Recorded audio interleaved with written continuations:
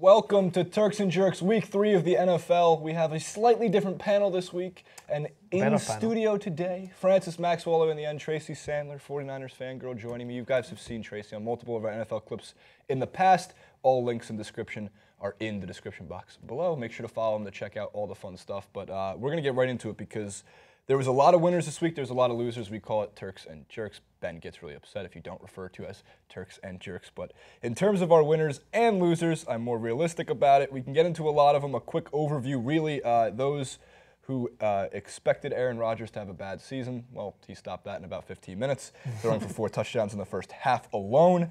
And just a weird week in the NFL altogether. The Rams found points. The Rams found 37 points after not being able to crack 10 or even score an offensive touchdown through 2 weeks. In terms of the teams that stayed undefeated, the Patriots, we know Francis is going to get into that one. The Ravens are still undefeated. And I'm missing out on a few of them, but let's get right to it. Francis, Maxwell, your Turk of the week.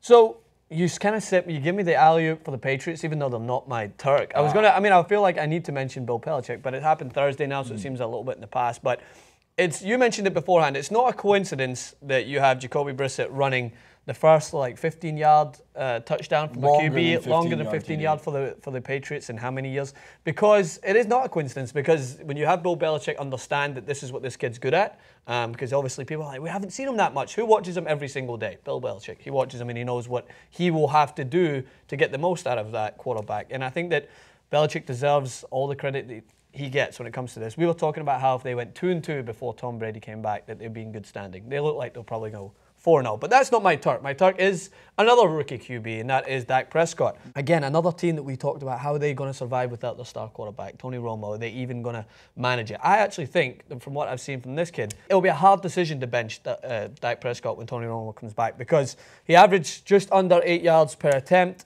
He started like a 55% completion rate at the start, and he's gradually going up. He went to 73% in his second game, and now he's at just under 80%. So he's performing well, and seeing the youth kind of take this Dallas Cowboys forward with Ezekiel Elliott playing well as well, and utilizing the experience of Des Bryant, who I think is out at this point. No, he fought. Bryant, actually, one of the important things from that game is when they were up by at least 2 scores, Dak Prescott found Des Bryant to get for his first touchdown. Yeah, which was big because people keep saying, is there a relationship between the two? That should build. Yeah. That should build. It might not be a target machine. Des Bryant might not be seeing all the attempts he would normally get when Romo was starting in the under center for the Cowboys, but it was a big moment because if he gets more comfortable with Des Bryant, your best offensive weapon is your 6'4", absurdly talented wide receiver in Des Bryant. Tracy, your Turk of the week. My Turks, I have 2 Turks. I have generally rookie quarterbacks, also Dak Prescott for all the reasons that Francis just said. Carson Wentz, who's really making the Eagles look real smart and the Rams not as smart, even though they did find points. Jacoby Brissett for having the good sense to be drafted by the New England Patriots. Because, I mean, what a week for rookie QBs and also rookies. Ezekiel Elliott, what a day yesterday. Yeah, and then my other Turk is the Philadelphia defense, who held the Steelers to 3 points. Big Ben, no touchdowns, an interception, 2 fumbles. The Philly defense is a big Turk of the week for me. Yeah, so what I was so impressed outside of just Carson Wentz is, for one, that's a high-powered Steelers offense. And we've been talking about this for a little bit now. It's moved from, again, a historical franchise on defense, the Steel Curtain. That's what won them Super Bowls, to the Ben Roethlisberger, Antonio Brown, who seemed contained almost the entirety of the game. Even without Le'Veon Bell, D'Angelo Williams, the greatest backup running back to Le'Veon Bell in history, given the fact that he always seems to get the ball moving, at least getting into the line and pushing back on any team's defensive line. That wasn't even working so much. Ben Roethlisberger looked uncomfortable for the first time in a long time, and Philadelphia is not even touted for their defense. However, Carson Wentz, I waited till this week because he played the Browns, and the Browns don't have a defense. That's not a tough team. It's a good team to get thrown into in your first go as an NFL quarterback. But Carson Wentz looks like the real deal, and one of the people you could pick for jerks technically would be the Browns management, who fired their scouts who favored Carson Wentz over Jared Goff and other players, and eventually the Rams traded for that pick, which is pretty impressive because that just means the Browns keep doing what the Browns are really good at doing. Yeah. And that is losing. Carson Wentz and Dak Prescott are like neck and neck with their stats almost right now. I think that Carson Wentz is one more touchdown pass than, if I'm correct, but it's just proven that these rookie quarterbacks are fearless this year. Like when they're given the opportunity, they prove that sometimes it's that continuing over from college into the NFL. It's not an easy task, as many people have shown, but with injuries or with confidence from their management, it's proven that if they're given the field and they're able to run an offense that they like with a coach that kind of is confident in them, they can take it by storm. What I'm interested to see, at least with the Patriots case, is what's going to happen with Jacoby Brissett, because look, they have Garoppolo, who looked better than Brissett did through the first 6 quarters of his NFL career, or I should say he's been in the league for a little bit of time, but getting to start under center. And Brady comes back. He's still the third-string guy, but Brissett is the rookie. He's a third-round pick out of NC State. Yeah. So it's so funny when you see these guys like Belichick. Obviously wanted him. He had no interest in any of these other guys coming off the board, including guys like Dak Prescott, who went later. He wanted Brissett, I guess, or from what I've been reading, it's because Brissett was the one who was ready to hand over full control of whatever you say, Coach.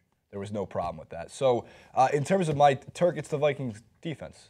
The Vikings shut down Aaron Rodgers and the Packers last weekend. They made Aaron Rodgers, the Vikings defense over the past 3 weeks have made quarterbacks like Aaron Rodgers and Cam Newton create headlines saying, are the Packers the Packers? Is Aaron Rodgers peak over? That was 2 weeks ago's headline. This week is Cam Newton can't get offense moving because of stifling Vikings defense. Again, a big part of that in the end, too, was, as Dan mentioned before we were shooting, Kelvin Benjamin had like a terrible block in the back, and the Panthers couldn't score after that. However, that defense, 8 sacks, a safety, 3 interceptions. Everson Griffin, they have like veterans on the team, Terrence Newman, who've been playing unbelievable in the secondary. This is all after no Teddy Bridgewater, no Adrian Peterson, which could be a blessing in disguise because it might be telling them to move forward from AP. You obviously might want him back, but he did not look good. He looked like age was getting a hold of him. But this formula that won the Broncos a Super Bowl last year, you better believe it can get the Vikings far enough this year to at least contend for an NFC championship 3 weeks into the season, because these aren't low-power offenses. No.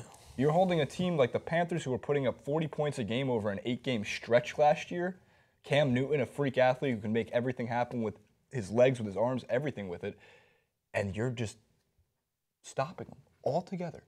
So much so that I would believe with guys like Stephon Diggs, with guys on that front 7 that will not allow the best quarterbacks in the game to score, I can imagine they're going to shut out opponents like the Browns, like the Dolphins, these teams in the league that are not going to be able to have any talent alone to get them past them. So, no, not 16-0 for the Vikings, but I think they're going to contend better than Mike McCarthy's Packers. Cam wore another hat this week. It was a pretty cool hat. I think you liked it compared to the other hats? I think the hat games are strong. Yeah. For Cam or just all around? For Cam. Okay. No, I think so. And he pulls them off. Absolutely. Nobody else can come out and he pulls them off, and he looks kind of ridiculous, but he looks kind of great. Yeah, I like it. I mean, last week I think I favored it a little bit more so because he racked up, I think, 28 points for my fantasy team this week. Right, so I wasn't on your informed. Team. Yeah, because I think he got me like a measly 12 points. So. Oh, he got me 28. He did? I'm in a better fantasy league than What's you going are. on with me?